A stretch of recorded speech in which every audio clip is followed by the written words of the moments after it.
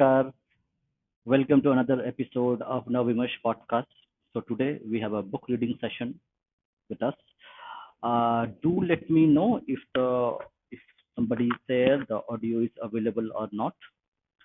I'll just check from my end. The audio looks good, okay, but do let me know if the audio is visible to everybody. I'll give a minute for people to come and join. In the meantime, let me just introduce the book that we're going to read today. We're going to read the book. Let me just share my screen. So today we are going to read. Okay, I need to. Okay.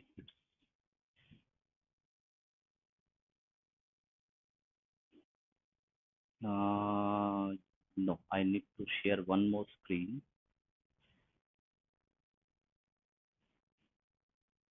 Mm, yeah, this is the one. Audience, do let me know if my audio is audible to everyone so that we can start. And today we're going to read the book RSS, The Roadmap for 21st Century. The book is written by Mr. Sunil Ambekar, who is the author, and he is one of the most foremost pracharaks of. Just hold on.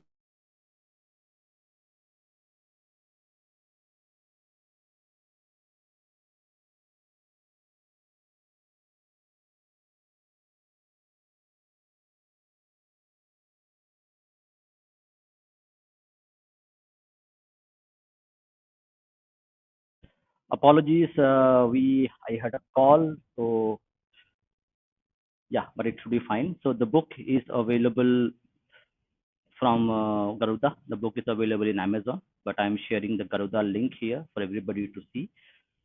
So today we're going to read the book RSS, the roadmap for the 21st century, where we know the origins of RSS, how they work, okay, what is their vision for the next 100 years. So we are celebrating the 100 years of RSS, Rashtriya Swayamsevak Sangh.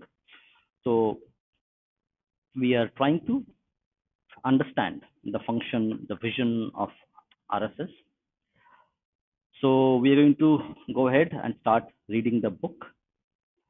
Before we read the book, we also have one small review of the book. So here is the book, The RSS Roadmap for the 21st Century by Sunil Ambekar. So this is a review I'm going to read, and then we're going to read the full book as well. So this is the book you see in front of, just on my left-hand side. So here it mentions, ever since Narendra Modi led Bharatiya Janata Party, BJP, got a full majority in the 2014 parliamentary elections and formed government, people's interest in knowing and understanding Rashtriya Swayamsevak Sangh (RSS), that roughly translates as National Volunteer Association in English, increased manifold. This is not surprising at all, because being interested to know about the ideology and functioning of the ruling party is very obvious. So, when a Swayamsevak volunteer is the prime minister of the country, people getting interested to know better about RSS is natural. Although there is no dearth of literature about RSS, it has been a common complaint that the literature available fails to give a clear understanding of RSS vision and action. So, along with this rising interest in RSS emerge as as ever increasing disinterest in the available literature about the RSS. The complaint is moreover true because if you get all the literature and do small search for most of the authors, you will find that most of the literature that has been available in the market, published by many known publishers, has been written by those mainstream academics that have already been abhorrent about RSS and its ideology. So instead of telling the reader what RSS is, the simple argument that runs through these books is why there must be not the RSS. So The majority of those who wanted to know about RSS found these secondary sources of no use. So, in recent years, there was a growing demand for an insider view. They wanted to know RSS from those who have been associated with RSS. RSS, being an ideological movement, encouraged its activists and office bearers in its own terminology, responsibility responsibility holders to learn and write from the very beginning. And this is the reason why you will find an RSS activist more informed about his or her ideas compared to others. But there is a problem, as most of the literature is written for the activists in the style that suits the Swayamsevaks, so that they can easily connect with them and make most of them. When the same literature goes into the hands of common people, they find themselves unable to comprehend properly. The book RSS Roadmap for the 21st Century fills this gap. The best thing about this work by Sunil Ambekar, an RSS high-ranking pracharak, uh, a word for the a word for the RSS full-timers who devote their life for it, who has been the National Organizing Secretary of Akhil Bharatiya Vidyarthi Parishad (ABVP) since 2003. Since 2003 is that it narrates it in very simple but powerful way the Sangh's 94-year journey in less than 250 pages. It starts in the early years of the 20th century, explaining the background and the formation of RSS. While dealing with these topics, clear many of the doubts many of the doubts and provides straightforward answers so to so many questions that has been and is being raised on the RSS. For example, what makes RSS different from Hindu Mahasabha? What does it mean to be born as an Indian? The crux of the book is not that it responds well to the allegations being made out at the RSS, but the insights that it provides about future course of action of RSS. Ambedkar touches upon many of the contemporary issues relevant not only for the India but to the world. He talks at length about economy and environment. In the second chapter, when he deals about the ideas that shaped Sangh, he outright says that technology should never replace human beings, and the Sangh advocates the use of eco-friendly technologies, particularly those that have an indigenous origin. He laments that human greed has caused environmental exploitation to the level of extreme depredation, and further makes a big statement that Hindutva is an environmental movement. Another point that makes this book an interesting read is that it explains RSS thinking behind many of the initiatives taken by the present government. The best example being the expansion of the Nehru Memorial Museum and Library, leading leading support to the idea of changing NMML to a museum on Prime Ministers of India. Ambedkar calls that revamp of existing museum is necessary, as many untold histories have to be made known in a manner to provide answers to many of the questions that have been asked to RSS. The book talks about many issues that have been headlines in the recent years, like live-in relationships, intercaste marriages, homosexuality, transgender rights, and many more. Ambedkar, Ambedkar has very clear stand on these issues. It may be because being National Organizing Secretary of ABVP, he has experience he has experience of encountering difficult questions and answering it in a manner that it is easily understood, especially by the youth.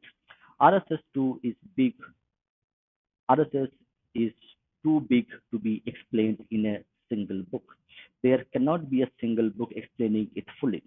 Sangh doesn't believe in status quo. It believes in syncing itself with the time.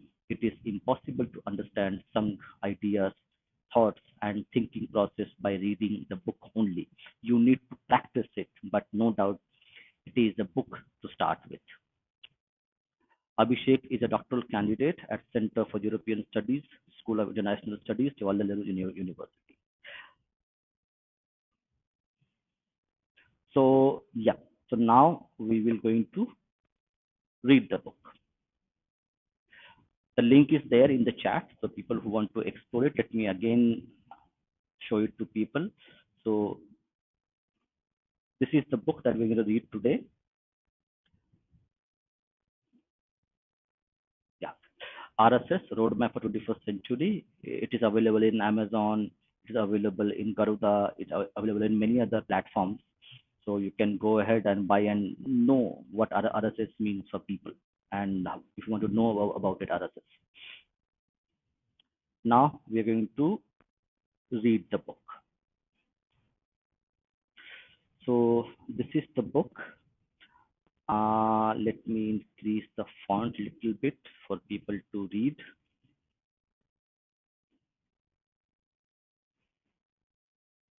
So this is the first page of the book where we see the comments and opinions about the book. So the first comment and opinion is by T.V. Mohandas Pai, chairman of RN Capital Partners. T.V. Mohandas Pai writes, the RSS has played an important role in the social, religious, and economic life of India since its founding. Its attraction to Indians is based on its patriotism and nationalistic attitude. Despite being a large organization, the RSS is close-knit, opaque to outsiders. With this book on the RSS and its inner workings, Sunil Ambekar is opening a window to the world of RSS and bridging the Sangh's past with its potential future role in Indian society. T.V. Mohandas Pai, Chairman, RN Capital. We have also one quotation from Kailash Satyarthi, Nobel Peace Prize winner, 2014. As a spirited organization which is spread across length and breadth of India, I wish that RSS, through its Shakha, serve as a firewall to protect the most marginalized and vulnerable children of our country. I hope that RSS sensitizes the youth towards a compassionate and inclusive world which upholds the ethos of uh, Sangha, okay, Sangha Chadwan Vasudhaiva Kutumbakam. The world is my family. This is by Kailash Satyarthi, Nobel Prize winner, 2014. We have one more quotation from Anand Kumar, founder of Super 30. We should not get judgmental about anything in life without knowing everything about it. This is also true about the Sangh, which is the most talked about subject in political and academic circles today. This book is a ready reckoner for anyone interested in the Sangh. The RSS Roadmap for the 21st Century presents the Sangh from the perspective of the author who grew up knowing it as a Swayamsevak. The book also talks about Sangh's future plans. That's interesting. So let's go ahead and we'll read our first chapter. Introduction, the story of India's future. In 2007, when India completed 60 years of independence, a question arose in my mind. What will be the state of our nation in 2047, the year in which our country will celebrate its 100 years of independence from the colonial rule? As a long-standing volunteer or Samsevak of the Rashtriya Swayamsevak Sangh, RSS, a social organization and a full-time RSS pracharak, or one inspired one inspired by the mission, working with the Akhil Bharatiya Vidyarthi Parishad, the largest student organization in terms of membership and university units. The obvious question before me was what would be the relevance of the RSS in the same time period? After deliberating with RSS functionaries, the common answer I could gather was that India would continue to march on its mission as a Vishwa Guru or world teacher. to provide knowledge and direction to the world, while the Sangh would become indistinguishable. This is an interesting point, which not too many people focus on. And read this line very carefully. Okay, people who have not heard about the Sangh or want to know about the Sangh and its mission and vision.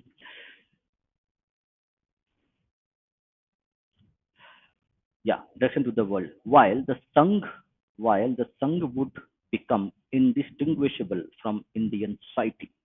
What does it mean that Sangh would become indistinguishable from Indian society?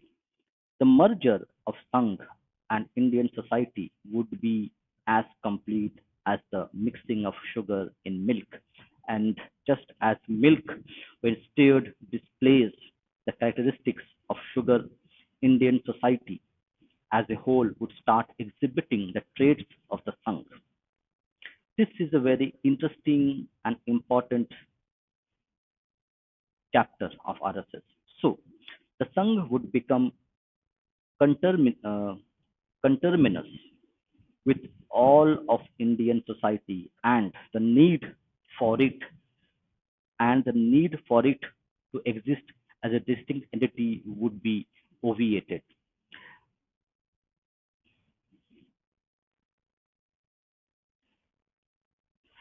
So this line is very important, and we are going to deliberate on this little bit later because it has a far-reaching meaning, and sometimes it is misinterpreted, sometimes it is interpreted in a wrong way. So it's important for us to understand the contextual meaning of these. Sangh Samaj Banega. The Hindi word Sangh Samaj Banega. In English, it means the Sangh will become the society. Sangh does not want to be Sangh. The Sangh does not want to be a separate power ruling over society. It wants to strengthen society so that it can handle its issues constructively. To use a metaphor, just as the mighty rivers fall into ocean and have no separate existence, the Sangh's complete union with society is conceived as a ultimate goal. Sangh Samaj Banega is a slogan referring to the merging of Sangh with society, which is which is raised separately, which is raised repeatedly in the RSS to reinforce this goal when Sangh and society become one. The rise of India as a Vishwaguru is another question that needs to be deciphered. That is why, when I was approached with the idea of writing a book on the RSS for the 21st century, I grabbed the opportunity with eagerness. This book is about the process through which the Sangh is recontextualizing age old civilizational thoughts in an ever changing contemporary society. As one of the most prominent ideologues of RSS, Pandit Deen Dayal Upadhyay once said, from the past through the present to the future. Sangh's 94-year-old journey now into the future is narrated in this book. This is a practitioner's book, an insider's account. My association with the RSS dates back to my childhood. It was a natural occurrence. In Nagpur, my family home is next to the RSS headquarters. Hedgewar Bhavan, also known as Sangh Building. The doors of my home open into the RSS grounds. The Sangh was a part of my daily life. I regularly attended the Shakha, the fundamental unit of the RSS, and the place where all Swayamsevaks assemble daily, weekly as per schedule, where we received instructions and performed physical drills and played games. During holidays, the Sangh premises became a playground for us school children. Mohite Shakha was the Shakha of the Hedgewar Bhavan. Each Shakha has a name. Okay, interesting. Each Shakha has a name and it is usually named after the locality where it is held or after some great personalities. Mohit, Mohite, Mohite was the name of the locality and it was also surname of the original owner of the land. Shakhas conducted in the evening were predicated with sham, evening. A network of a vast number of shakhas, primary unit, around the country constitute the RSS. A network of vast number of shakhas, the primary unit, around the country constitute the RSS. Shakhas or daily meetings are held in the morning and evening. There are night shakhas for workers to accommodate their factory shifts. I became a Swayamsevak of Mohit, Mohite Sham, evening Shakha, named thus because it was an evening Shakha. The schedule of the Shakha became my clock. After attending it, I would go home, busy myself with homework. I would continue till I heard the bell concluding the music or ghosha, ghosh of the ghosh shakha. So ghosh shakha is which imparted training in playing specific musical instruments used in the shakha. The Ghosh group, meaning music band, played instrumental music and followed our shakha. Only after only after the gong, okay, gong would be go off for this shakha, would dinner be served at my home. It was a settled family routine. So the Sangh Shakha, getting to know friends there, all of it became a part of my growing up experience, almost in an organic manner. There are no membership drives or formal initiations in the Sangh. The day one starts going to the Shakha, one becomes a Swayamsevak. There are no formal okay, one becomes a there are no formal initiations. Whoever wants can become a Swayamsevak whenever. Thus, it is difficult for me to pinpoint the precise time I became a Swayamsevak. As I grew up and began to understand the teachings of the Sangh, I consciously made efforts to become a good Swayamsevak and progressed on that path. Important functionaries Important functionaries, despite their busy schedules, would give us their attention and time. They would narrate to us real life stories of great people who served India and her people. They introduced me to shlokas or verses in Sanskrit. We went for picnics and winter camps. It is it taught me self-discipline and self-management. Critical life skills were thus acquired easily in a natural setting. I was a science student and found the work ethic of the Sangh logical and scientific. There was nothing that was artificial, political, or mechanical. Work with a pure heart and full effort was the operative principle. For me, these dimensions of Sangh life were very attractive. Spiritual brotherhood. There is a natural alignment of Hindu families with the RSS because spirituality is at the core of our family traditions. Crores of Hindu families practice spirituality as a spontaneous daily living, daily living conduct that places primacy of primacy on oneness with the world, actions for public good, and an innately joyful energy. The spiritual core of RSS expresses itself in easy friendships and genuine brotherhood with people of different faiths. I have many recollections of such relationships, programmatic, programmatic, individual, and personal. Several years ago, the main annual function of the RSS on Vijayadashmi or the Hindu festival of Dasera would take place in Kastur Chand Park, a famous ground for public meetings near the Nagpur railway station. In those days, Balasaheb Devras was one of the famous RSS Pacharaks. Balasaheb Devras was the Sarasang Chalak. It's like the head of the Pacharak, the head of the institution. not head in a way that he controls everything, but he is the foremost person in RSS.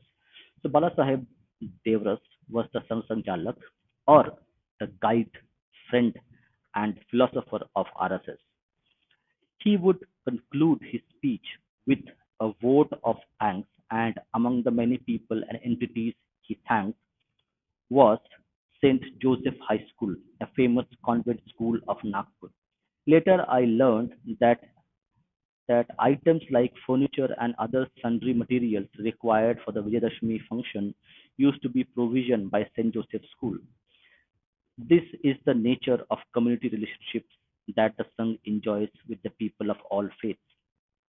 Since my college days, I have counted among my good friends Cyril Pillai, a Christian from Kerala, and Kaisar Yusuf, who now lives in Mumbai.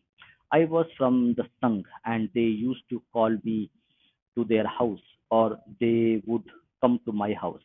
It was natural and open. The fact that the fact that that was a Swamsevak was not considered odd or different.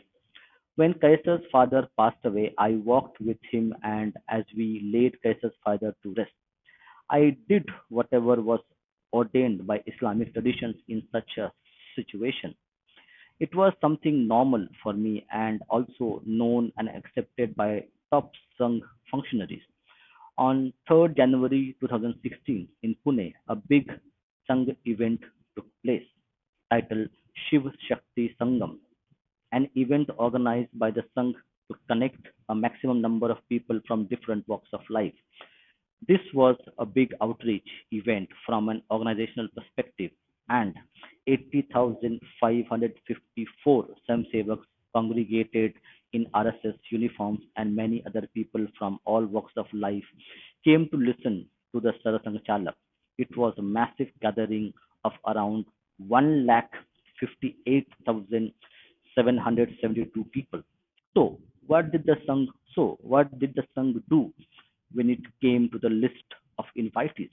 It called upon notables from different faiths, educationists, scholars like Latif Magdum, Secretary of Maharashtra Cosmopolitan Education Society in Pune, Dr. S.N. Pathan, former Vice Chancellor, Anish Chishti, Islamic scholar and writer, Professor Anna Pratima Annapratima G.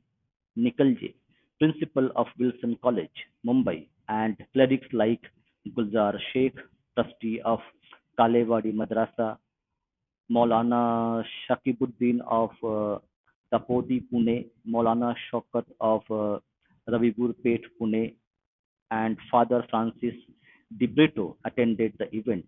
The guests were effusive in their praise, and these reactions were published by print and electronic media. Social media too covered it. This event was also attended by a descendant of the social reformer Mahatma Jyotirao Phule's family, Nitin, okay, Nitin, Nitin Ranchandra Phule, a 48-year-old Swamsevak and a fourth generation descendant of the Mahatma Phule family, attended the program. The Sangh has always had a healthy relationship with members of all communities. This is primarily because the Sangh's definition of Hindu is not linked to any religion but to a national identity of India. It is all inclusive, a catch all term that encompasses all communities and faiths in a thriving embrace. This is the reason why the RSS has become an organization of ordinary people and has expanded like a fast growing scientific chain reaction. It relates to the ordinariness and simplicity of common people. It gives them it gives them the confidence that they, the ordinary people, can bring about changes in the society and the country. One needn't be a Mahatma. The RSS does not espouse distant ideals that only specialists can comprehend, but address the common concerns and necessary values that are within the grasp of common folks. Out of ordinariness, of common people, thus extraordinary organizations, is trusted and endures. RSS work begins RSS work brings infinite joy, which is one of the biggest reasons why people like me stay on as pracharaks and swayamsevaks for the course of their lives. No advertisement are required.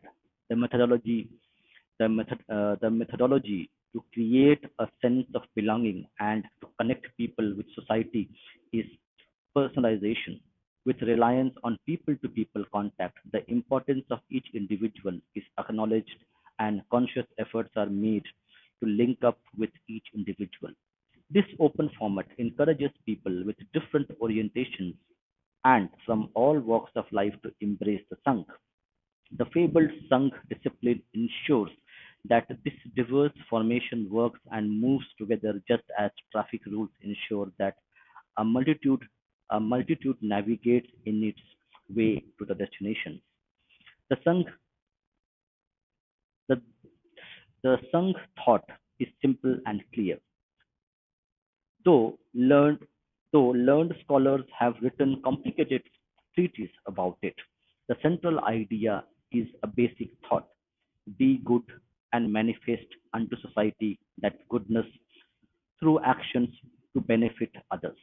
Parents want their children to attend shakas for the in, uh, inculcation of life's values.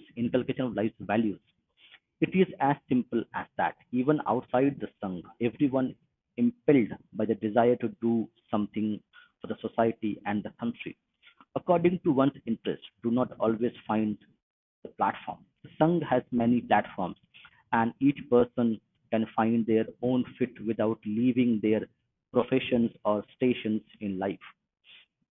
Many people are motivated to undertake labors to bring tangible, visible change, but don't want to be in politics. The Sangh is the domain for them. They see honest, good work happening in the Sangh and its many affiliates and make it field of their activity. Leadership and Sangh ethos. The Sangh speaks a language that everyone understands. It covers all dimensions of humanity, politics, economy, governance, issues of language, religion, social uplift. All are equal in importance. Seva or devotional service to the motherland is its core. Even the Sarsang Chalak is a humble and ordinary Swayamsevak dedicated to Seva. That is how and why the RSS grows. With this mentality, it handles sublime social tasks. The Sangh considers society to be the main instrument of change. It believes that only with the complete involvement of society can social change happen. This explains Sang's enormous focus on society. However, this can be fashioned only through individual preparedness and change, much like the man man making religion of Vivekananda that relies on a harmonious development of the body, mind, and soul. The progression is defined as व्यक्ति परिवर्तन समाज परिवर्तन समग्र परिवर्तन, referring to the thinking that changes in individuals will bring change in society, which will further bring complete change. This is because only when individuals bring loftiness in attitude and conduct does, does, the, does the society change, and a complete and lasting transformation can only take place if, if there is a major societal change.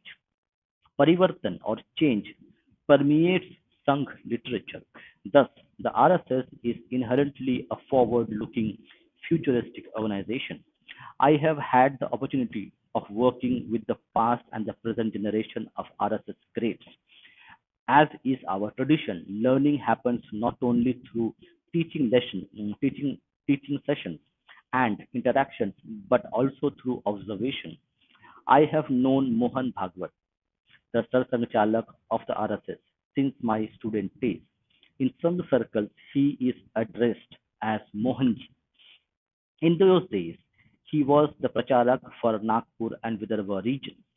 He was always tenacious about time schedules. Even today, Mohanji considers himself a Swayamsevak of the Mohite Shakha and is attentive to the instructions of the teacher or Mukhya, um, Mukhya Sikshak, Mukhya Sikshak or Mukhya Sikshak leading the Shakha. This differential attitude of the organization head towards those leading basic units is a valuable attitude. Another important lesson has been the spirit of genuine camaraderie. Mohanji is a resolute practitioner of dialogue. The RSS training camp is called the Sangh Shiksha Varg and its duration is for 3 years. The camps are held for 15, 20, and 25 days, respectively. The third year, called Tritiya Varsh, is held in Nagpur, and there is a module where questions and answers are posed to the Sarsanchalak by ordinary Samsevaks. In one such session, an undergraduate Samsevak unhesitantly asked Mohanji, "What is the process for becoming the Sarsanchalak? What is the criteria?" Mohanji candidly explained the consultative process, how the main functionaries confer with each other and then cohere towards a decision. He then added that any Swayamsevak could become a Sarsanchalak while describing the comprehensive discussions that are held regarding the personal qualities of those who can shoulder such responsibility. I have seen that most decisions in RSS are taken after wide ranging debates and discussions. The RSS itself was named after a consultative process. The latest instance of such free flowing conversations came up on the matter of the RSS uniform or Sangh Ganavesh. Discussions on this matter were initiated in the Vibhag Pracharak Baithak or the meeting of the zonal in charges. A zone is a group of two or three provinces of India. This matter came up again in the Akhil Bharatiya Karyakari Mandal (ABKM) Baithak, which is the all India level body where all the office bearers of zonal and state level bodies meet. It was again discussed in the Baithak of the Akhil Bharatiya Pratinidhi Sabha (ABPS), the top decision-making body like the general body of any public organization, having representations having representations proportionate to the number of Shakha and Swayamsevaks. Discussions took place over 2 to 3 rounds, but there was no consensus. So Mohanji said that the decision would be paused until a consensus was reached. He decided that he decided that 5 years would be sufficient for a consensual approach and thereafter this matter would be taken up. As scheduled, the discussion resumed after 5 years. During this time, conversations took place at different levels and many options for the uniform were considered. I saw that many wanted the discussion to be concluded hastily, but Mohanji wanted to include everyone's views. And when most opinions that were recorded leaned towards wanting a change, the RSS General Secretary or the RSS General Secretary or the okay okay Sir Sarvya Sarvya officially declared the change in uniform. There can be differing viewpoints, but when we meet and engage amongst ourselves and conduct dialogue with every section of the society, solutions are imminent. Such is Mohanji's leadership. To attain this stature, the most important prerequisite is to get rid of one's ego. It is also the fundamental percept of organizational life. I have seen this quality in the top stung functionaries. The paraphernalia and rituals of leadership do not impact their consciousness as a matter of habitual practice. They stay with the ordinary, simple people. I experienced the subtleties, uh, subtleties of this ethos every day in my work as a national organizing secretary of AVVP, the Sangh universe. There is no generation gap in the Sangh. In the early 1990s, when many economic perspectives were being debated as a young AVVP delegate to Swadeshi Jagaran Manch (SJM), an RSS affiliate body that is a platform for activist organizations to safeguard national economic interests. I used to have long conversations over cups of tea with the workers, movement stalwarts, and thinkers. Dattopant, Dattopant Thengadi. Certain recollections stand out in my memory. In 1990, Dr. Babasaheb Ambedkar's birth centenary was celebrated, which coincided with the Punyatithi passing away centenary of Mahatma Phule. Both these events were combined as Samajik Samajik Samrast Sandesh Yatra, nationwide march for social justice. In Maharashtra, the march began from Mahatma Phule's residence in Pune and terminated in Diksha Bhumi in Nagpur. I was the organizer for the Nagpur leg of the march. Dattopan Thengadi had deep knowledge about Dr. Ambedkar's life and a sworn commitment to social justice, and he bequeathed this vision to young Swayamsevaks like me. Madan Das Devi, the previous Sir, uh, Sir, Sir Karevya, Sir Karevya, Joint General Secretary of the RSS, was the National Organizing Secretary of AVPP when I was a university student. He was a man of strict discipline. From him, I acquired the stamina and temperament for personal austerity. I have spent a lot of time working with Dattare Hosable, the present Sarkareva of the RSS. He is very interested in student network and is always eager to know about what the students think and feel. He is very particular about the expressive language and profoundness of thought.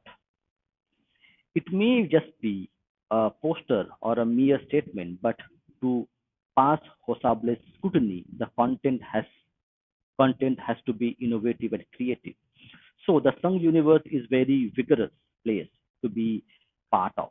After handling numerous responsibilities and extensive work, I became the National Organizing Secretary of ABVP in 2003. I traveled to all corners of India for my work and have been doing so for many years. There have been many memorable experiences, meticulous work in the northeast and southern part of India, national security campaigns like the anti-infiltration agitation involving highly accurate surveys of 1,000 kilometers. Okay, that's interesting. National security campaigns like the anti-infiltration agitation involving highly accurate surveys of 1,000-kilometer border areas and the launching and revamping of many student forums. The AVVP Forum, the AVVP Forum for the International Students, World Organization of Students and Youth, was revamped in 2005 and 2006 and is currently a robust body. It is a network of international students who come to study in various Indian universities and has developed a well-connected alumni community as well. It started an initiative to work with national institutes like the Indian Institute of Technology, the Indian Institute of Management, and national law schools. And in the past 10 years, it has experienced outstanding growth. Among the youth there prevails an environment of ideological awakening and the pursuit of debates. There are issues of globalization, nationalism, social justice for students, and equality for all castes and communities. AVVP has focused on these matters in a sustained manner and has contributed to the maturity of these social conversations and transformations. None of this is easy and there are challenges, but we are trained to be undaunted, to have high perceptual intelligence and clarity of the goal. The Sangh runs on the basis of good personal relations and teamwork. There are no rigid hierarchies of posts or seniority. It is a key RSS management principle, decentralized and autonomous in form, collaborative in spirit. The Sangh's dynamism is distinctive and matchless. This book explores many themes, RSS principles governed by the values of Indian culture and its compatibility with modern notions of liberty, the Hindu identity of India, the regeneration and organization of Hindu society, views on the changing social trends impacting family, marriages, parenting, homosexuality, and various other subjects are discussed candidly. Since many words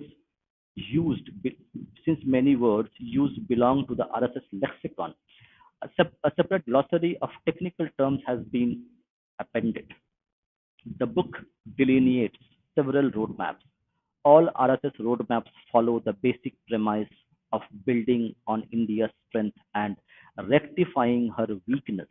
Hence, the projects of poverty alleviation, social harmony, equality and unity, women's empowerment, history writing, education, culture, security and preservation, preservation of cultural values are important and elaborate.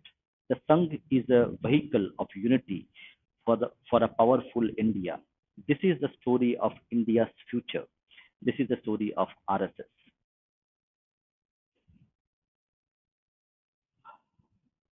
Okay.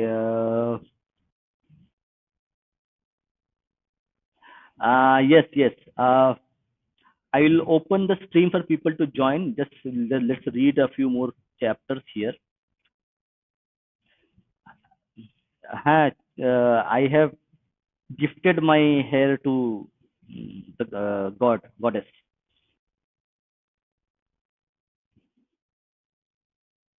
Interesting question. Okay, we will. I will open up the stream for people, so you can come and join and discuss. Okay. In another about 15 minutes. Let's read the first chapter itself. It's a very interesting book indeed. Tracing the origins. Anyone attempting to understand the Sangh must uh, get to know about the life of its founder, Dr. Keshav Baliram Hedgewar, or Dr. G, as he was uh, reverentially known in his lifetime and even today. Anyone keen to understand the thinking pattern of Swayamsevaks must visit a Shakha. Dr. G had a tremendous influence on each and every Swayamsevak of the Sangh, and the various incidents of his life provide extraordinary inspiration. Even Swayamsevaks voluntarily meditate on one life instance or value from Dr. G's life, discussed in every Shakha to refine his understanding of the Sangh and draw the direction and purpose of his life. Dr. G lived in a two-story house in Nagpur, where he held his meetings with friends before the formation of RSS. He was particular about cleanliness and orderliness, and even a small crease on a bare mat was not acceptable to him. Such was his fabled discipline. Photographs of Lokmanya Tilak, Samarth Ramdas, Shivaji Maharaj adorned his meeting room. He lived a simple life and the custom and was the custom in those days. Carried a walking stick embellished with a miniature lion and an inscription of Sanskrit proverb ना अभिषेक को ना संस्कार सिंहस्य क्रियते वंदे विक्रमराजिते satyasa. Okay, sorry for I'll try to pronounce as well as possible. Swayam Veda. Okay, Nujandata. No official ceremony is held, nor any greetings sounded to declare that. Okay, that's interesting. No official ceremony is held, nor any greetings sounded to declare that lion is the king of the jungle. So this is the Sanskrit proverb, and this is the meaning of it.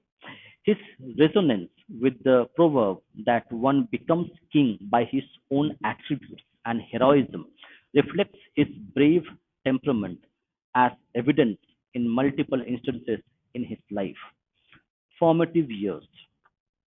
Dr. G's residence in Nagpur was close to the palace of the erstwhile ruling family of Khosle. From childhood, he was aware of the British encroachment of the Bhosle territory and heirlooms, and the atrocities that followed after the end of the Peshwa rule in Pune. His family belonged to a tradition of Hindu piety and was steeped in religious learning. Studying the Vedas was a tradition. Dr. G too was exposed to this knowledge system. But as a school-going boy, he was more interested in the development taking place in the real world. He was a born patriot. Once in his childish intensity, he formulated a plan with his school friends of digging a tunnel to the Sitabuldi Fort, in Nagpur from the house of Vez Guruji, his teacher.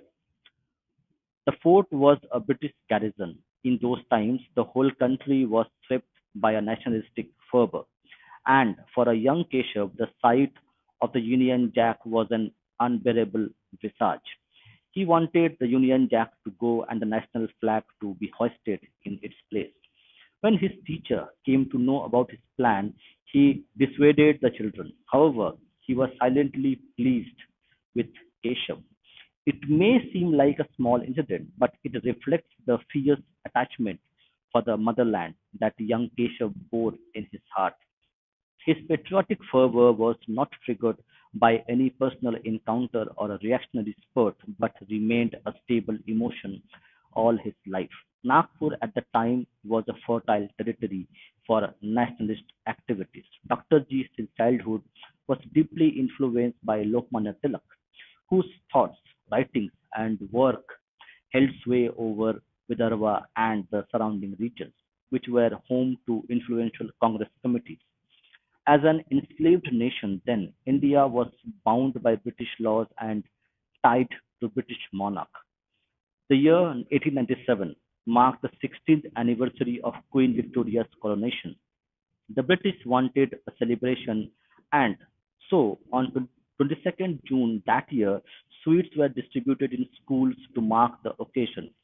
To an 8-year-old Keshav, this was repulsive. He asked his brother how he could celebrate a monarch that held in India captive. The young Keshav refused to eat sweet that other children were accepting and threw it in the dustbin. Similarly, he boycotted the celebration marking of the coronation of Edward VII in 1902. For a 12-year-old Keshav, participation in such celebrations was a matter of utter shame. Spellbound by life of Chhatrapati, uh, Spellbound by the life of Chhatrapati Shivaji Maharaj, he absorbed the minute of Shivaji's life during class lessons and was eager to imbibe his valor.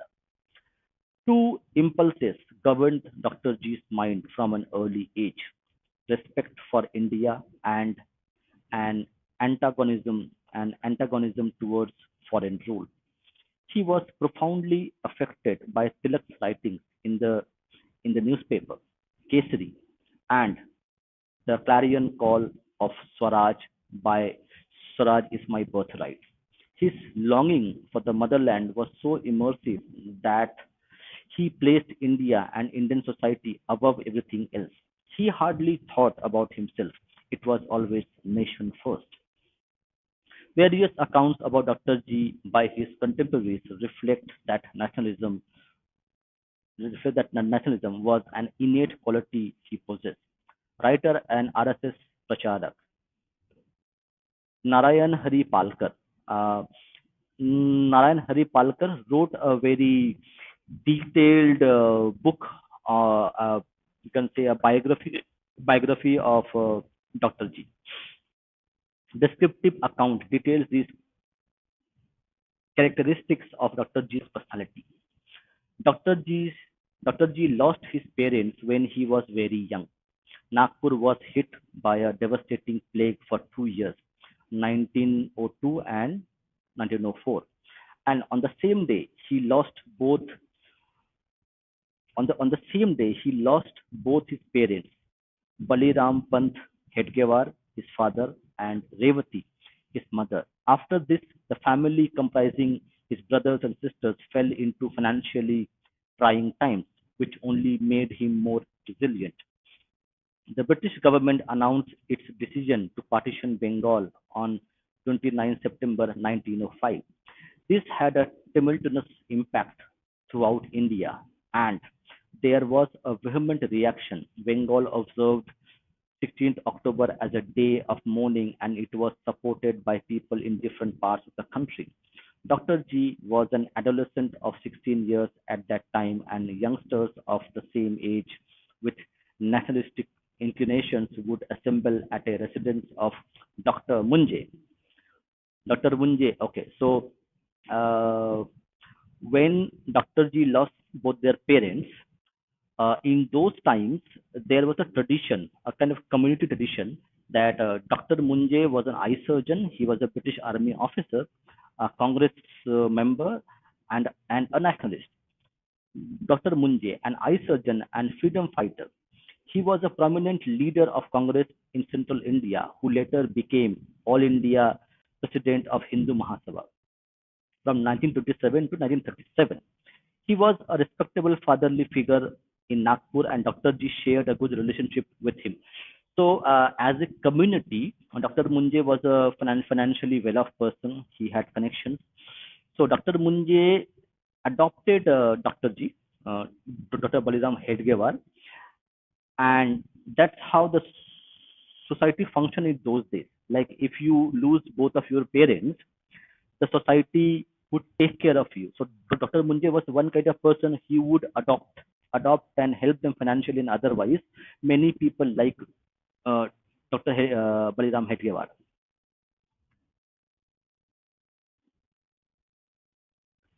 Vande Mataram had become a nationalist mantra, a patriotic salute, and this mantra was reverberating in Nagpur.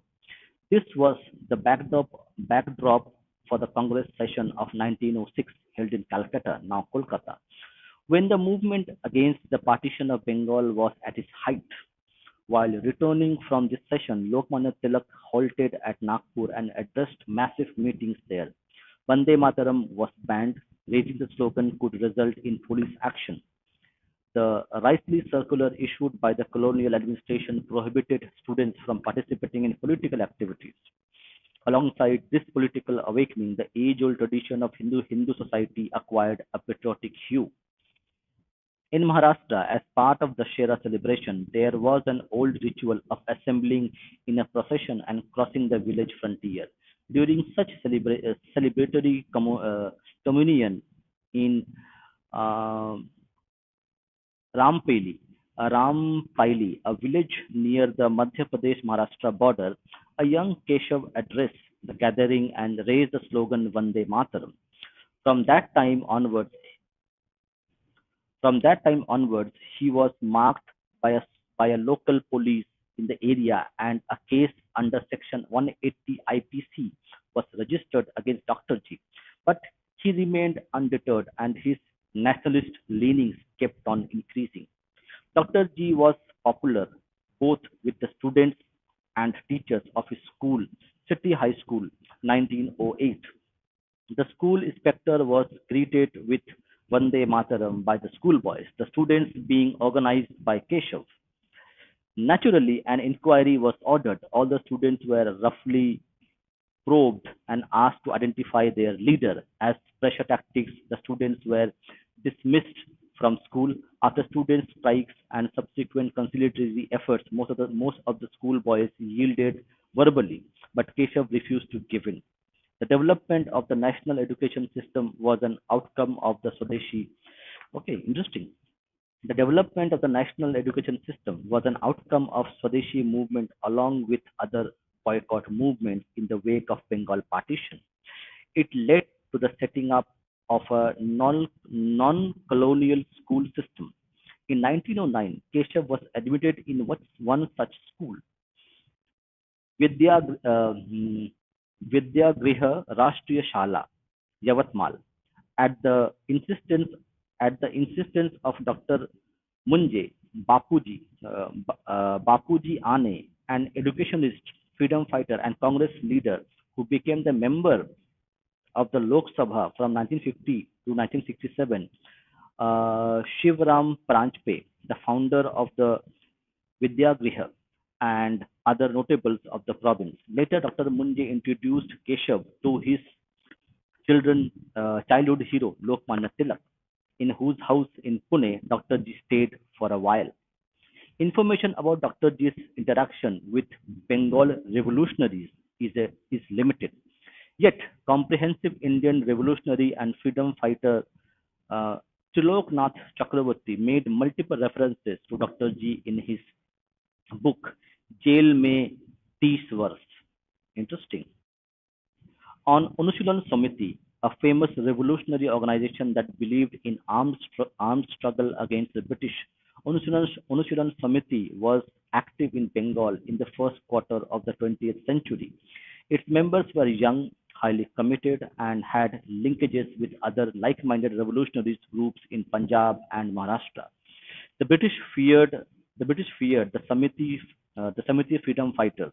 In his lectures too, uh, Triloknath Chakravarti also had a government of India also a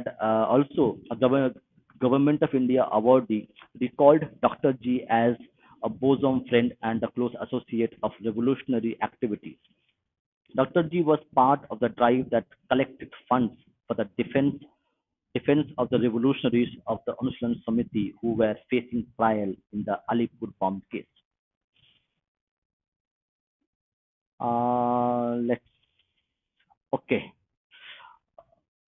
My God, a lot of people are there. Okay, now I am going to open up the stream for the people. So if you want to join and share your views, do join. Okay, this is the link. Let me pin the link as well in the description.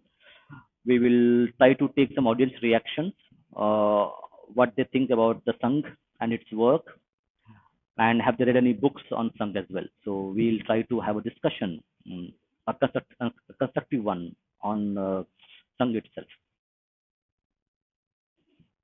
And I also take some questions as well. If there are any comments or questions, we'll take them as well.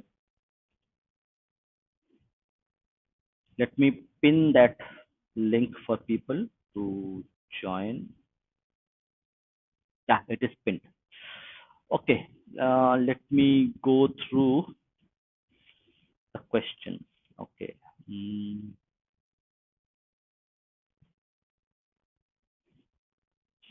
okay, so okay. Okay. So, Dada, is there a debate within the RSS about its ideals or its sacrosanct? Interesting question. Mm, very difficult to answer, but let me try to answer it in. So, the as if you had read the first part of the book, you would know that the Sangh principle is very simple. It's not very complicated. Okay. So if you go back and go to the first part of the reading, you will understand that the Sangh principle is very simple. It is nation first, and everybody who is part of this Indian subcontinent, okay, or Bharat, everybody should work together. Every faith, every people of every faith, color, creed, they should come and work for the nation. So it's not very complicated. So like if people would read a little, then they will understand better. But it's very simple. There is no lofty ideals and other things about how the Sangh works. So Jai Hindu Rashtra. Okay, not too many people have joined. If you want to share your thoughts, do let's continue the reading session then.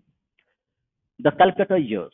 In 1910, it was not just medical education that drew Dr. G to Calcutta, but also the patriotic ferment that had taken hold of the city.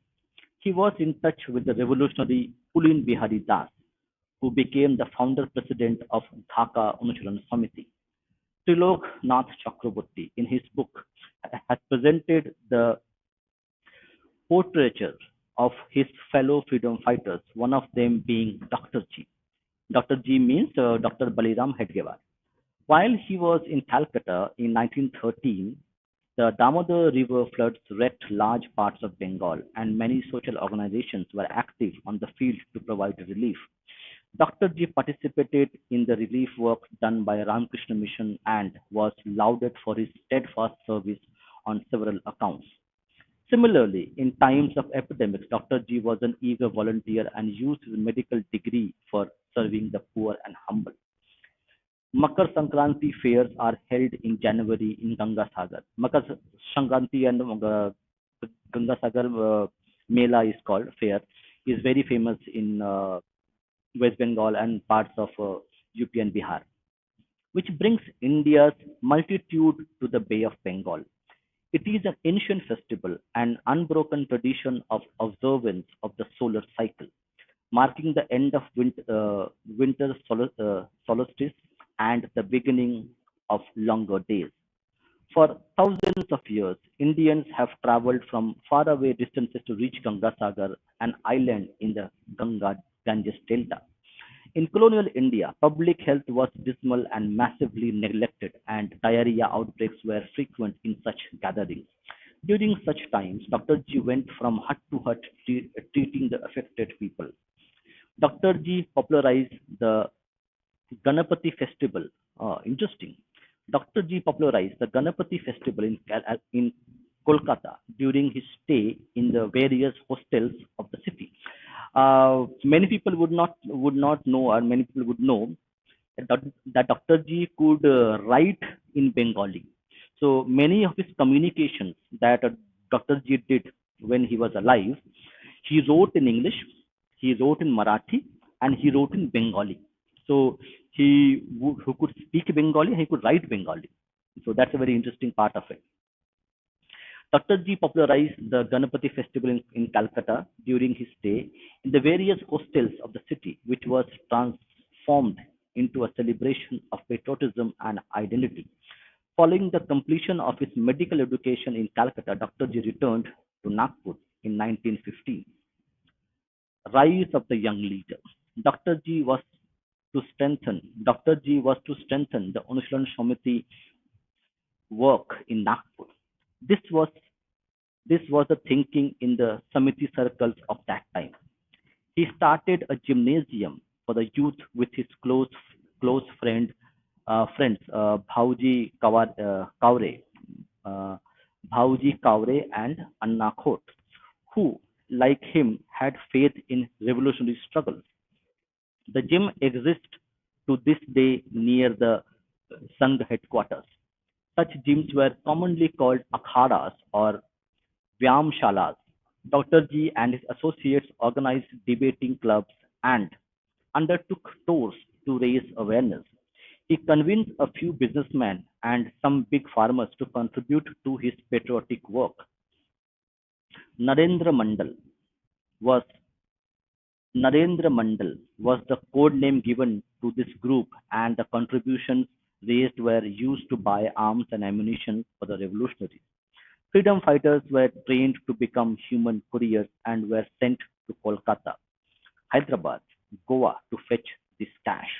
One of his associates, Dada Saheb Dada Saheb Bakshi, was a technical expert for fixing jammed revolvers and gun repair work for revolutionary operating in different provinces was carried out by this group.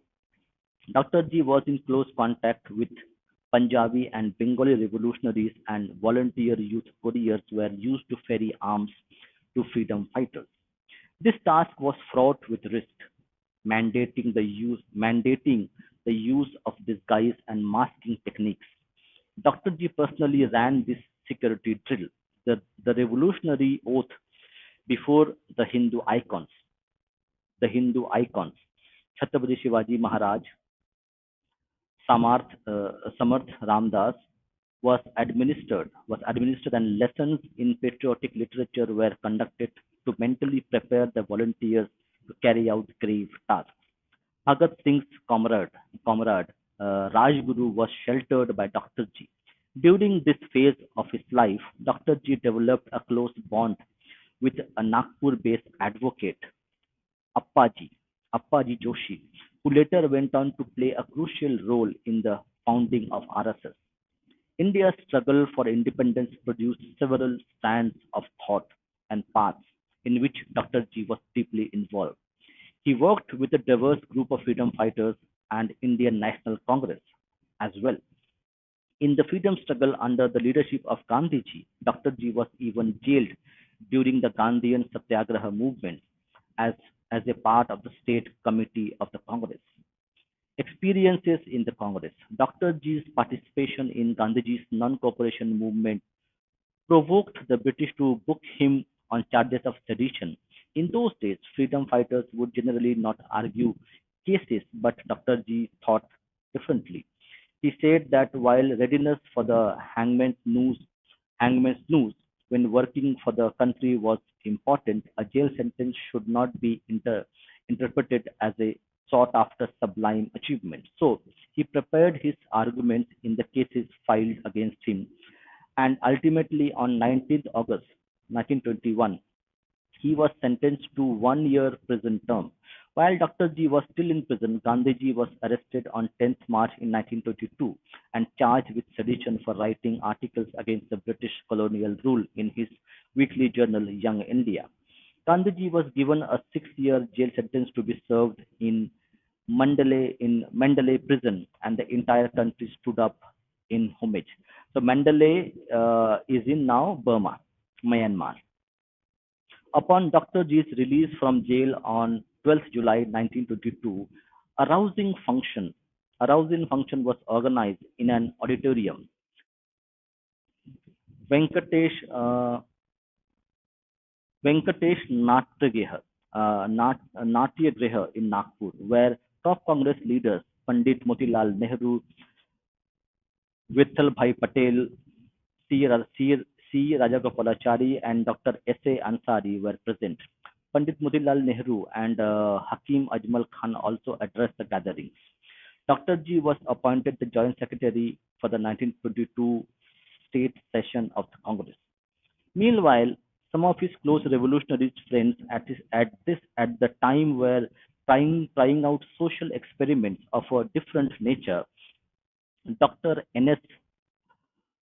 Dr. N.S. Hardikar began the Hindustani Seva Dal, but some leaders of the Congress opposed this as they thought it had a military orientation and ran counter to the Congress discipline. This organization went on to become the Congress Seva Dal in later years. Ganga Prasad Pandey began a wrestling training club, Rashtriya Malya Vidya Shala, which taught traditional Indian martial arts. Dr. G presided over the trust for his organization. Govind Ganesh Cholkar started a student orphanage, Anant uh, Anant Vidyarthi Griha, which was frequently used for underground revolutionary activities and in preventing conversions being carried out by missionaries. In January 1920, Dr. G's close friend, Dr. L.V. Pranjpe, started the Bharat Swayamsevak Mandal with Dr. G as his chief colleague. The aim of the organization was to help in arranging public programs for which recruitment of youth was conducted through participation in study circles, Swadhyay Mandal, and anti-liquor protests, Ganesh Mahotsav, etc. Okay, we have one person who has joined.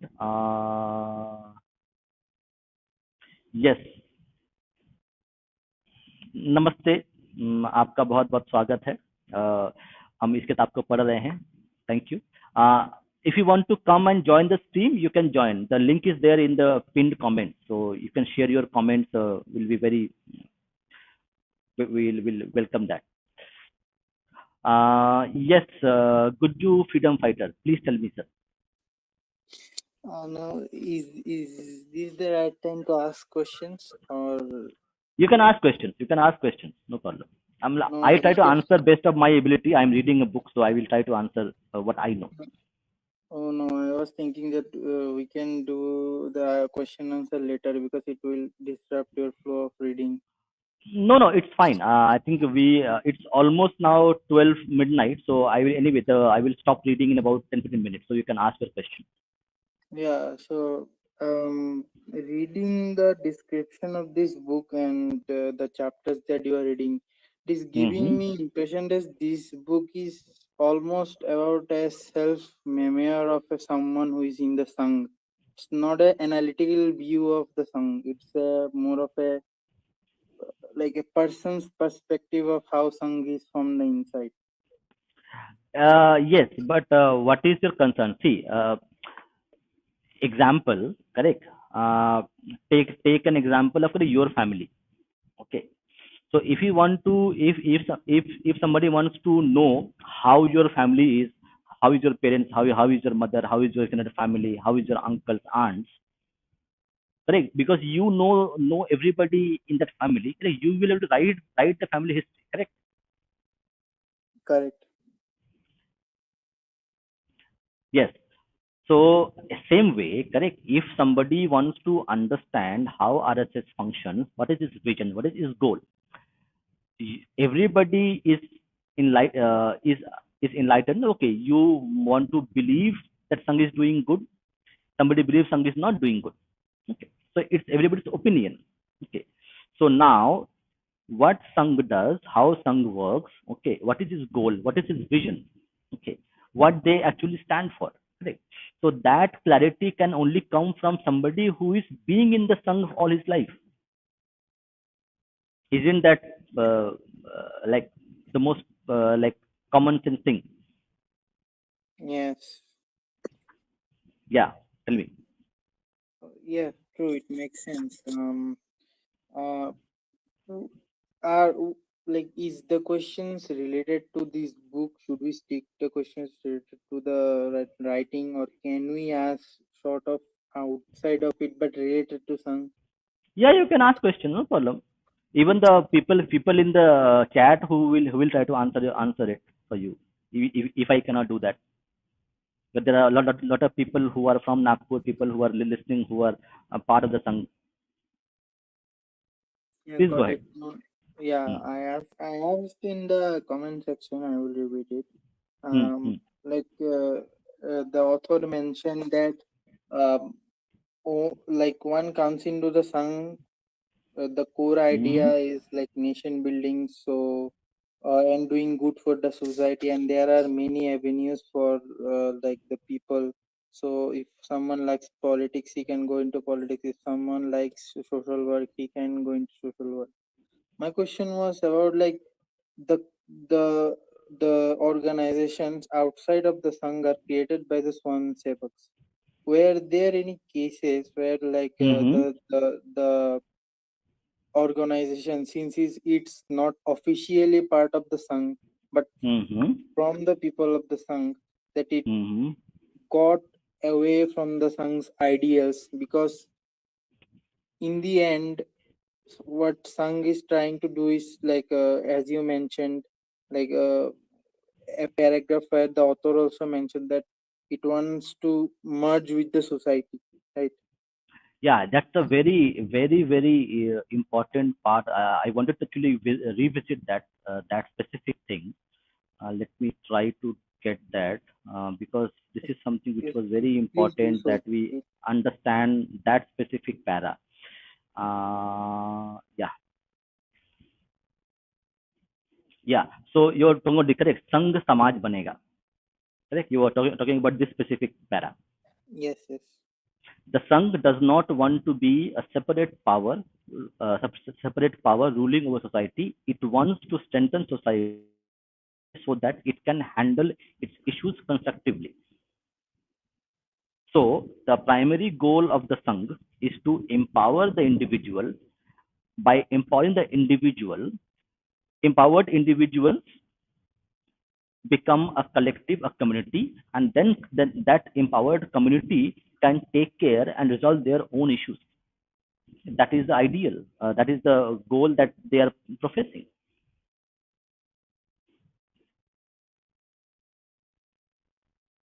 Yeah, this. So that is the goal, correct? So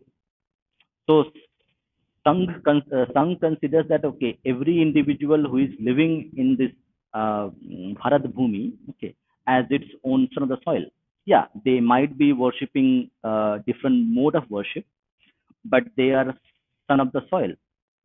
And you know, and I know, correct, that if we have constant conflict in society, that society cannot grow. Okay. So conflict resolution is one a very important part of a prosperous society. And and social change happens over generations. Okay. If there are some individuals who are opposed to your ideas, maybe opposed to people of your different faith, even we need to work together. We need to work together to make sure that those differences can be bridged in a civilized manner. Because end of the day, if you have a constant conflict in society, a perpetual conflict, then that society disintegrates over generations. Yes, how you want to do this, every individual, every organization, every community might have a different ways of doing this. One of the ways of Sangh does it is through social harmony. That's paramount, social harmony, and freedom to actually think and do what you want. So in Sangh, correct, I can join a Sangh Sakha. Okay, even I can be a Pracharak. But one day I think that okay, my thoughts about the process has changed. Do not want to do this anymore. And you can leave Sangh and you can do whatever you want. Whatever whatever you think is a right process of making a change. Can I Yeah. make a counter on it to Yeah, understand yeah. it better? Yeah, yeah. Go ahead, Okay. go ahead, go ahead. So, let like the basic idea, just as you said, that Sangh wants social harmony, so it Hmm. wants to build bridges with other communities and faiths which come into or are born out of Bharat Bhumi. So, in that case, if a particular community or a faith, or let's say, or even a group, let's say a group Mm-hmm. who does not want to build that bridge, or who does not believe in the reciprocity, that if I let's say give you a goodwill, of course Mm-hmm. goodwill from the other side has to come, otherwise there is no Mm-hmm. social harmony. Yes, yes. So how does Sangh deal with that conundrum? Yes. So one of the most important aspect of Sangha is correct. So you correct. We read correct. There was a uh, there was a Vyamshala, correct, where the wrestling was taught. Okay. So in Sangh, you are taught that you should be empowered physically, mentally, and psychologically. So Sangh does not tell you that okay, if somebody is trying to harm you, you just stand there and receive the blows. Okay. If you remember, not many people remember that during partition days, the Sangh people who were actually saved a lot of Hindus and Sikhs in Punjab, and even in wars, the Sangh people played a very important role. So Sangh is about empowering individuals, and empowered individuals create an empowered community. Once you have empowerment as a community, then you can fight the aggression by the other communities.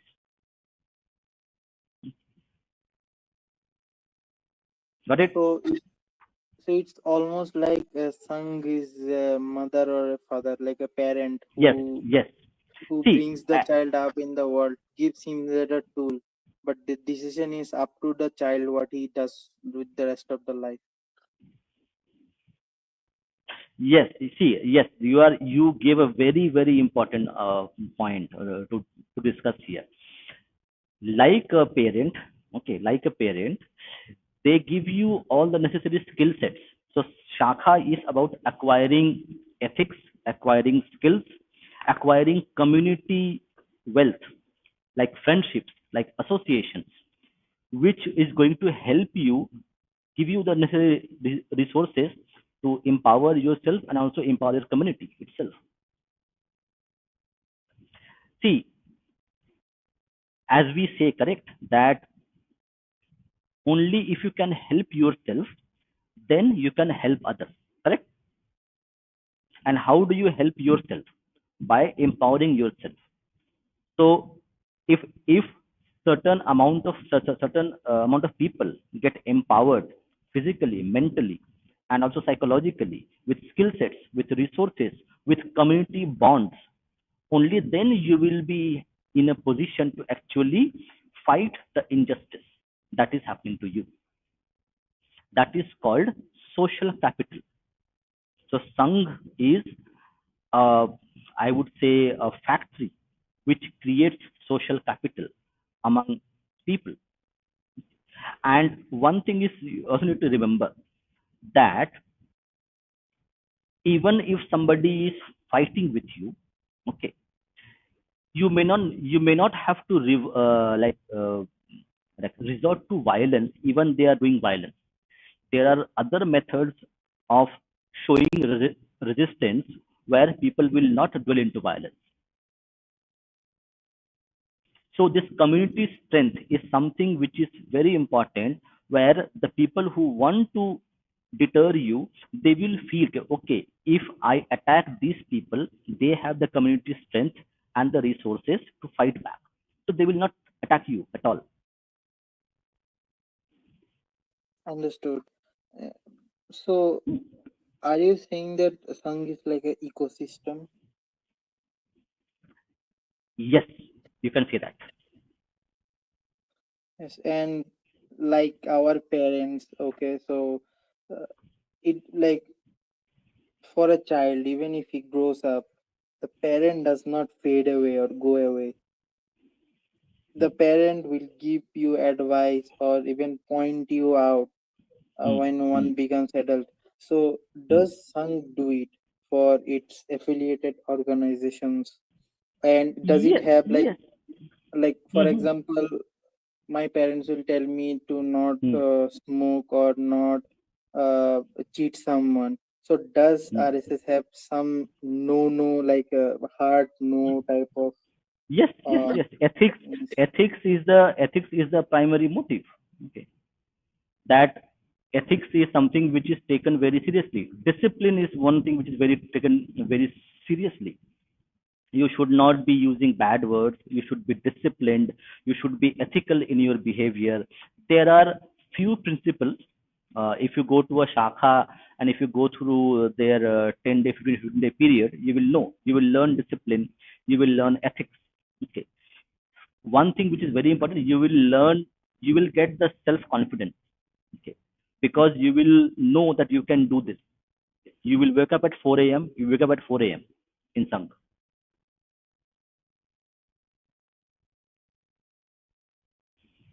Understood. So yes, there are there. Hmm. Hmm? And okay, I forgot the question. No, no, we will continue the reading today as well, to tomorrow as well. Tomorrow again we will try to read the book from where we have left off. Okay, Okay, because yeah, yeah. I Oh, yeah, I remember. yeah. The book mentions that Sangh wants to do social good and Mm-hmm, social mm-hmm, harmony. So, mm, Sangh's mm-hmm, spiritual philosophy of good and bad mm-hmm, is the Hindu good and bad, right? The dharmic good and bad, the Indic good and bad. What I am trying to mm-hmm, say. mm-hmm. So, Sangh drive. Um, Go ahead, go ahead, go ahead. No, you can answer.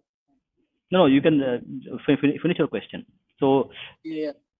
So yeah, I wanted to say because let's say, for mm-hmm, example, there is an affiliated organization from Swamsevaks who want to mm-hmm, do an X thing or a mm-hmm, YY thing. They mm-hmm, think it is good, but later it turns out that mm, it is going in the wrong direction, or what they thought is good is actually doing harm. So in that case, or in that scenario, how mm. does Sang react or or like handle those situations? Like, does Yeah, it have a I will show you. I will show you. Okay. Uh, mm. So, if you there is a I can't have the details now. I don't have it right now. Uh, the Communist Party of India was formed. Okay, and one of its founders was a RSS member. So, would you consider that a good or a bad thing? to me it's bad. Yes. So the thing is, there is autonomy of there's autonomy of what you want to do and what is your perspective. Sangh does not give you. Sangh will give you the ethics. Okay. Sangh will impart you discipline. Okay. But Sangh will not. How do you say? Change your thoughts into their own. Okay. Sangh will not like literally dictate you what you need to do. Sangh is an open organization, okay, where people come in their own will and people go on their own will. Sangh's only job is to create a society, a harmonious society where people work with each other, okay, build a community where people can cooperate and live together. Okay. There will be in a society of of so many millions of people, there always will be a difference of opinion, difference of thought, difference of perspective. But we have to learn to live in the society, respect each other, and live. Because without this precipice, this foundation, how are we going to have a society? Yes, there are a lot of issues with this, which the society has, but different organizations, different people, different communities deal with them in their own way. Sangh has shown one way of dealing with the problem. Hmm? Now, if you have a better idea than Sangh, then go ahead and do it. Nobody is going to stop you from doing that. So like Sang is like, to my mind, kind Mm-hmm. of like Ramakrishna Mission, uh, because Ramakrishna Mission kind of like does it like it teaches you the things, then the people who learn that do their own thing in society, except it is a social organization. Although Ramakrishna Mission also says that. Um, hmm. Another question, and this is my last question, is there Hmm. any organizations to your mind in Hmm. India or even abroad that Hmm. can be said that it is similar to Sangh, not in the sense of ideology, but in the sense of just like you said, their goal is to merge with society, like that kind. Not I know. The most, see, whatever I understood by reading books and being in shakhas for some time. Okay, I will answer the question. Don't worry about it. So the most important vision, the goal of Sangh, from my understanding, reading the book and being in the Shakha, is that first is Rashtra Sarvopari, okay, nation first, and second is a harmonious society where you take along every perspective, every panth, okay, every faith to create a society, a country which will prosper together. So when we say Sangh Banega Samaj, correct? What we see here, Sangh Samaj Banega, it means that the principle of Rashtravad, okay, nationalism, Rashtra Sarvopari, nation first, this ethos, and to work with each other as a community, these two principles,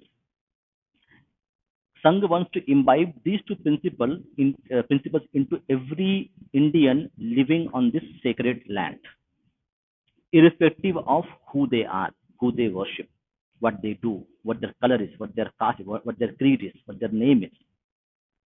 So that is the only goal of Sangh, to create a country, create a society where the principle of nationalism and principle of social harmony becomes the ethos of every Indian. Yes, I think you mentioned a very great point here, and I Mm, understood it from the conversation with you that mm, whenever something happens in India, good or bad, um, like my natural reaction, or I see in the comment that they want Sangh accountable or something like that. But what I am understanding is Sangh is just a teaching or a like a teacher like or a parent like entity. So you cannot like uh, blame it. It won't matter if you blame it. You have to go to the affiliated organizations or the people like individuals, not through Sangh, to get your frustrations or your concerns about the nation, because they will do the work. Sangh will only teach people to do it. So that yes. was a good point I learned today. Yeah, so read about it. So you will more, the more you read, the more you know about the organization, because it is very simple, correct? It is written here, correct? But people interpret it in a very different way. It's also depends on how you perceive things. The more open minded you are, the more you will learn about it. The change of opinion and mindset is something which we all should have, to ingest new ideas, new thoughts, new perspectives, and upgrade our own views about things the way they are. So we will take two questions and then we will end our stream. And tomorrow we'll also try to read at the same time. We'll try to read and continue the reading session as well. So it's very interesting that we are reading this book. So RSS is a political party or it's an idea from philosophy? It is not a political party. It's a social cultural organization which has two mottos. Okay, that Rashtra Sarvopari, nation first, and create a harmonious society. So these are the two principles. So it's a social cultural organization. It has no political affiliation. And okay, and this last comment is quite interesting from Rudra. Well, as people say, you don't need to join Sangh to be a Sanghi. There's already a book by Rahul Roshan named Sanghi Who Never Went to a Shakha. It's a very interesting book, which is just talked about. The people who want to read this book also, you can read the book. Uh, Before we leave again, let me just show you where you can get this book. So you can get the book from Garuda. Link is there in the chat as well. Okay. So RSS, the roadmap for 21st century. We will read one more book on RSS because we are celebrating the 100 year of RSS. So we're going to continue reading books on RSS by various authors, insiders, outsiders, academics. We'll try to find and show multiple perspectives about RSS by various authors. So this is the book RSS, the roadmap for 21st century, written by Mr. Sunil Ambekar, who is a lifelong pracharak for RSS and an insider's view of RSS, its visions, its foundations, and its future for India. So thank you, Guju Friedman, for coming to the show and sharing your opinions and thoughts. We really appreciate it, and we also appreciate the people who are listening to this. So, if you really want to know more about it, we'll read the book, but we will encourage everybody to go ahead and purchase the book. So that helps you to learn more about it in your own time, and also your questions will be asked. The questions which you have will get answered by the book itself. Thank you, Guju. Thank you for the stream. Yeah, thank you. Jai Shri Ram, Vande Mataram.